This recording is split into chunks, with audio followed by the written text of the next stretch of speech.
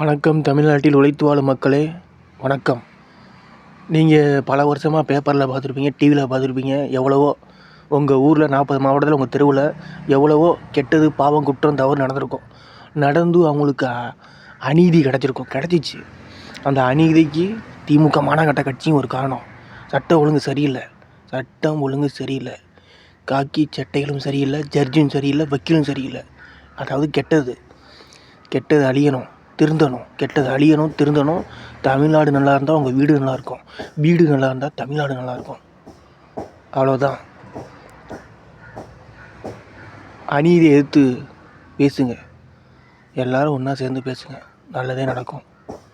நம்ம தமிழக வெற்றி கழகம் உங்களோட இருக்கும், நீங்கள் தமிழக வெற்றி கழகத்தோடு இருக்கணும். எல்லாம் ஒன்றா சேருங்க.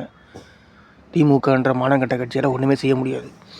தமிழக வெற்றி கழகமும் தமிழ் மக்களாகிய நீங்களும் சிவபெருமான் இயேசுவும் அல்லாவும் ஒன்று. அப்புறம் எப்படி திமுகன்ற மானங்கண்ட கட்சி சிவபெருமான் இயேசுவும் அல்லாவையும் அழிச்சிருமா? பஞ்சபூதத்தை அழிச்சிருமா? சிவபெருமான் அழிச்சிருமா? என்ன பேசுகிறீங்க? அது ஒரு சைத்தான். திமுகன்ற மானங்கட்ட கட்சி ஒரு பேய் பிசாசு. அது ஒரு பேய் பிசாசு. திமுகன்ற மானங்கட்ட கட்சி